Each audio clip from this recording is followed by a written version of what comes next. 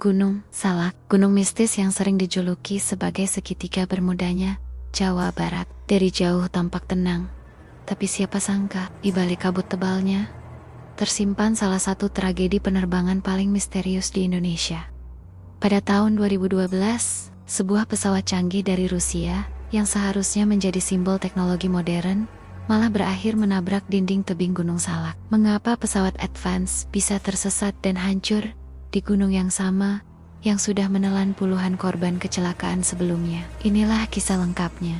Sukhoi Superjet 100 adalah pesawat penumpang modern dari Rusia. Dirancang untuk bersaing dengan Airbus dan Boeing. Bermesin canggih, dilengkapi komputer navigasi modern, dan digadang-gadang sebagai pesawat masa depan. Pada 9 Mei tahun 2012, pesawat ini melakukan demo flight di Indonesia. Sebuah penerbangan singkat untuk memperlihatkan kemampuannya kepada pebisnis dan calon pembeli. Pesawat lepas landas dari Bandara Halim Perdana Kusuma membawa 45 orang.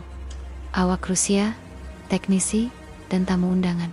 Tujuannya sederhana, terbang pendek, menunjukkan kelincahan pesawat, lalu kembali ke bandara. Tidak ada yang pernah membayangkan bahwa penerbangan demo ini akan menjadi penerbangan terakhir mereka. Di kokpit, pilot Yuri Gusarov, seorang kapten berpengalaman, memulai penerbangan dengan normal. Cuaca di Halim cerah, komunikasi lancar. Ketika pesawat berada di ketinggian stabil, para penumpang menikmati pemandangan. Semuanya tampak baik-baik saja. Setelah beberapa menit, pesawat meminta izin untuk turun. Request descend to 6,000 feet. Permintaan ini diterima oleh Air Traffic Controller ATC. Namun, yang tidak disadari pilot adalah jalur yang mereka ambil saat menurun justru mengarah ke kawasan Gunung Salak yang terkenal dengan medan berbahaya, kabut tebal, dan cuaca tak menentu. Pilot tidak mengetahui bahwa mereka sedang memasuki dead zone radar dan radio. Di daerah ini, sinyal sering hilang, dan gunung-gunung tinggi bisa muncul mendadak dari kabut. Gunung Salak bukan gunung biasa.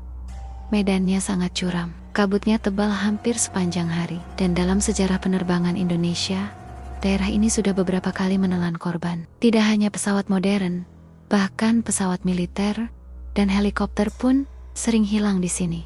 Beberapa pilot menyebut Gunung Salak sebagai tembok hijau tak terlihat, jurang yang ditutupi awan, kawasan petaka navigasi. Pada hari itu, cuaca di sekitar Salak buruk, awan menggumpal, visibilitas hampir nol. Radar terrain warning pada pesawat yang seharusnya memperingatkan pilot tentang gunung, diduga dimatikan oleh pilot karena dianggap mengganggu. Ini hal yang umum dilakukan saat demo flight, agar alarm tidak terus berbunyi. Namun keputusan kecil ini menjadi fatal. Di ketinggian 6.000 kaki, pesawat mulai masuk awan tebal. Pilot tidak bisa melihat apapun di depan. Di menara ATC, kondisi juga sulit. Radar tidak menunjukkan adanya bahaya, karena area Salak penuh blind spot. Saat itu, ATC mengira Sukhoi berada di area aman. Di dalam kokpit, awak kemungkinan besar tidak menyadari bahwa mereka terlalu rendah, dan tepat di depan pesawat berdiri dinding Gunung Salak setinggi ribuan meter. Pesawat terus menurun. 5 menit sebelum tabrakan, pesawat masih berada dalam komunikasi normal.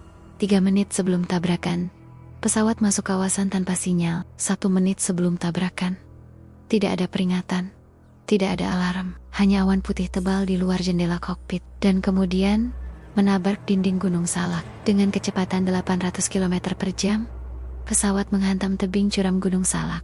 Tidak ada ledakan besar seperti di film, hanya suara hantaman dahsyat yang memecah kesunyian hutan. Pesawat langsung hancur berkeping-keping. Dalam hitungan detik, seluruh penumpang dipastikan tidak selamat. Tim SAR langsung bergerak, tetapi medan Gunung Salak sangat ekstrem. Hutan lebat, jurang curam, akses hampir tidak ada, bahkan helikopter pun kesulitan mendekat. Hari pertama, tim hanya melihat serpihan kecil dari udara. Hari kedua, baru ditemukan lokasi tabrakan yang sebenarnya menempel pada dinding tebing. Tim SAR menggambarkan lokasi itu sebagai tembok hijau yang tiba-tiba berubah menjadi lautan logam yang berserakan. Para relawan dan tentara harus berjalan kaki, memotong semak, bahkan memanjat tebing untuk mencapai lokasi. Proses evakuasi memakan waktu berhari-hari.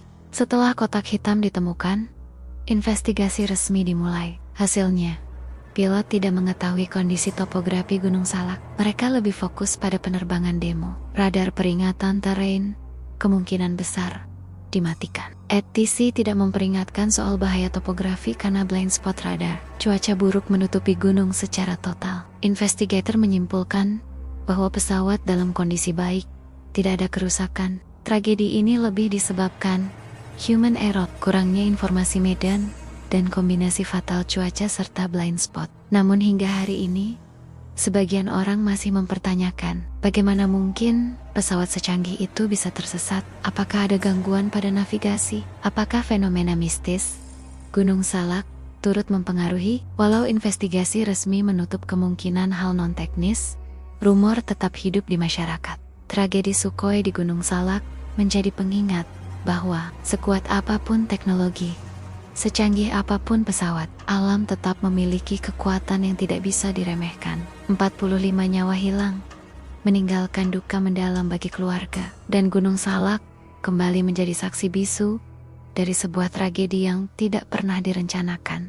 Sampai hari ini, nama Gunung Salak masih menggema dalam dunia penerbangan. Dan tragedi Sukhoi 2012 tetap menjadi pelajaran besar tentang pentingnya kewaspadaan, navigasi, dan pemahaman medan. Gunung Salak adalah tempat yang indah, sekaligus tempat yang mengingatkan kita bahwa alam tidak pernah bisa dianggap remeh. Terima kasih sudah menonton. Jangan lupa like, komen, dan subscribe agar kamu nggak ketinggalan cerita menarik lainnya. Sampai jumpa di video berikutnya.